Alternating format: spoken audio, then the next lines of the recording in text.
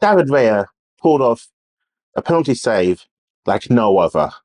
But Arsenal pulled off a stinker of a performance like no other. I'm Ty Knight here for TK24 Sports. If you're new to the show, like, subscribe, turn that notification on so you don't miss a show every time we upload. Let's get into this one. So, Arsenal back in the Champions League, away to Atalanta, and everyone's looking forward to it. Back in the Champions League, new format, league positions, you got a 5-3, got to go for the win, get the 3 points because finishing 1 to 8 is going to be vitally important. But Arsenal turned up and they were just woeful. The performance was shocking. And that was made up because of Martinelli. I'm going to put the blame on him. It's a bit harsh. You could say that, but 2 clear-cut chances and he just skied the ball over the bar on both occasions. It's getting to the point now where we have to start thinking, is Martinelli worthy of being in the starting 11 for a long time? You've got Trossard on the bench and you've got Sterling on the bench with, I think, are better options. Right. So let me calm down about the Martinelli situation because it feels like I'm just attacking him and him only, and he was the reason why Arsenal didn't get the 3 points. But Martinelli is at all sorts at the moment. He really is. It's a tough watch to watch. A player 2 seasons ago was one of our shining lights. Last season, he was just a light. And this season, he is just in a dark cloud. And it's quite hard to face the fact that he's not really a starting player right now. And that's only down to his form and his form only. Nothing to do with the other players, nothing to do with the manager. From what we know, but what we can say is this: Martinelli is just struggling for form right now. He's struggling to hit the target. If he does hit the target, it's lack of conviction. And the second chance that he had, that was just woeful. It truly was woeful. That could have been the match-winning goal because David Raya, once again, saves Arsenal's blushes. A beautiful penalty save. But why did it get to a penalty? Because Thomas Partey was just at all sorts yet again. And that's another player that is truly showing not his age because he's a young man still, even though he's in his 30s, but his legs are gone, his sharpness is gone, his reflexes are gone. So Thomas Partey is going to be going at the end of the season. That's fine. But Martinelli, should he follow Thomas Partey out the door? But this time we can get a fee for him. And would you be upset if Thomas Partey left? No. Would you be upset if Martinelli left at this moment in time? I think I can answer for you. Is that the right thing to do? Not really. But I can turn around and say if Martinelli was sold in January, not a lot of people would complain.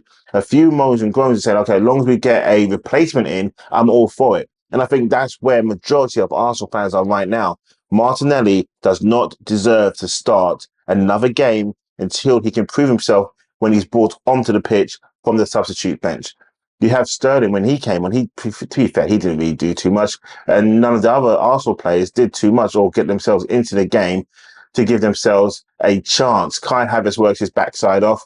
Declan Rice was cool. California came on. Ewan Timber was okay.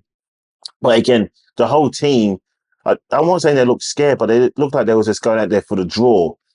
Without Odegaard, Arsenal do have a problem. And I predicted this 8 days ago when he first got injured. I told everyone he's going to be out for 2 months. The video that I'd done on that, which is here in the thumbnail, I got ridiculed by some viewers as telling me, what do I know? Where's the source? Where's this? I broke down exactly how Arsenal were going to come out with the news about the 2 months.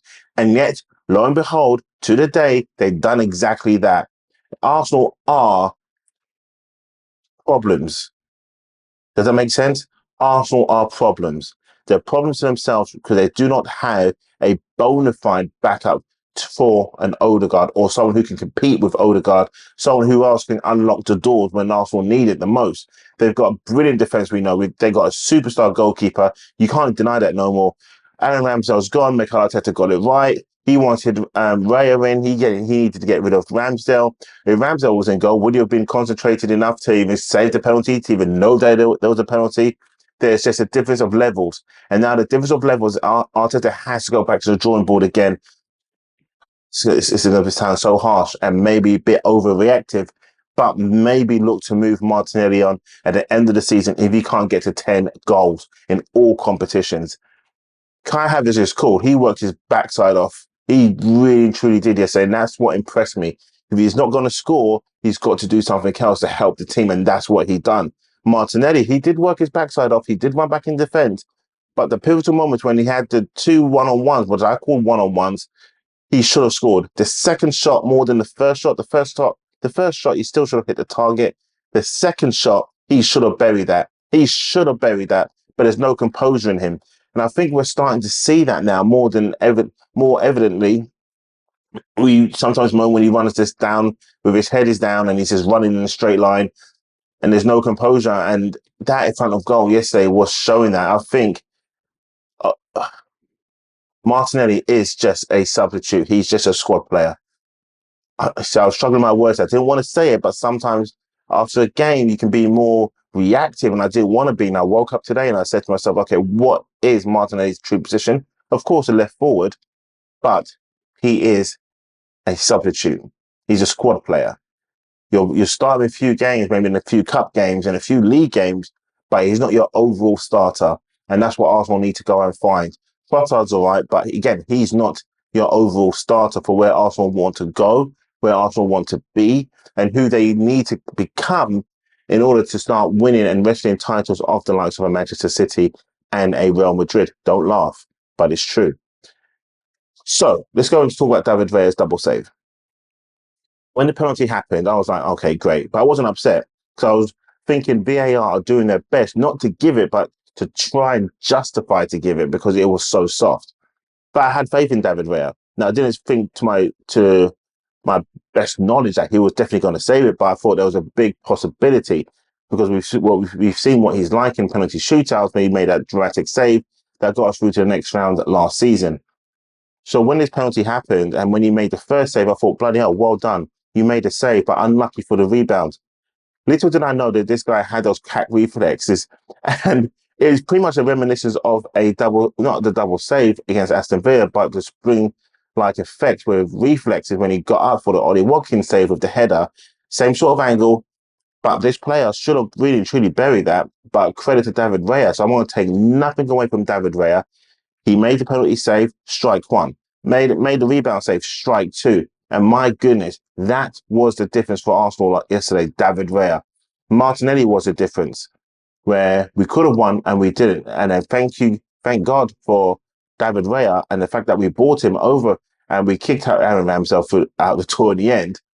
He made a difference. And now you have to start questioning how far in the pecking order in the Premier League between David Raya, Alisson, and Ederson, which one is the number one? Now, of course, people are still saying Ederson, or some people are saying it's Alisson, but they don't look at David Raya. After last night, his name is firmly in that conversation. It's pretty much like the Michael Jordan and the LeBron James conversation. Which one's the GOAT? Which one's the best? Now you start thinking of David Raya, Alisson, or Ederson. Put your comments below. Which one do you think is the best goalkeeper overall? We know who the best defense is. That's Arsenal as a team. The best individual defenders. Again, they're still up for debate. That's still up for debate. It really truly is. But what's not up for the debate is, do we keep Martinelli? When I say it's not up for the debate, that's like me the same. Let's just kick him to the curb. And that sounds a bit pretty harsh.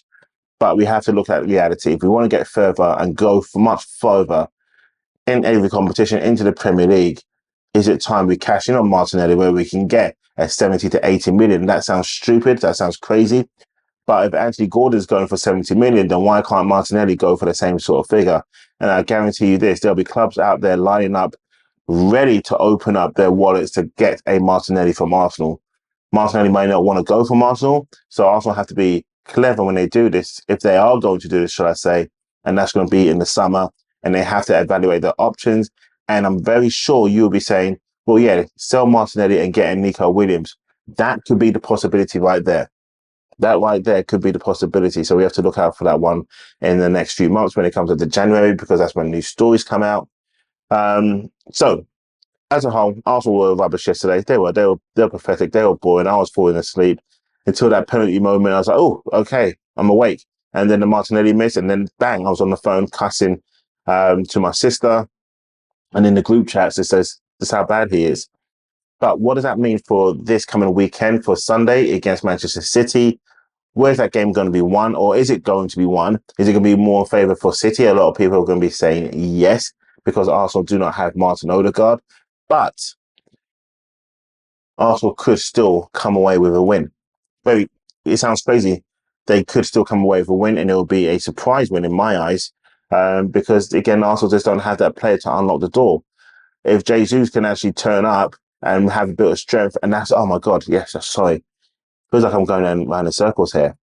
Jesus has no pace. That should be another player that Arsenal should look to move on. And I'm going to say it, they should go for the Haaland clone in Gyökeres. That guy's a beast. He can run, he can shoot, he can pass, he can bring people into play. Jesus cannot run. He cannot run whatsoever. His pace is gone. That's another player that Arsenal do need to move on at the end of the season. But apart from that, back to the Man City and Arsenal game this Sunday coming at the Etihad. What's your thoughts? Where do you think the game's going to be? Won, lost, or drawn? What would you rather take from this game? Of course, you're going to say 3 points, but if you think about it now, the way Arsenal played in the last 2 games against Spurs and against Atalanta, a draw would be a fantastic result for Arsenal. A draw would be a fantastic result for Arsenal. But anyway, that's my thoughts. What's yours? Let me know. Names in the comments below, and I would definitely reply to you. Okay, thanks a lot for watching. I'm Ty Knight here for TK24 Sports.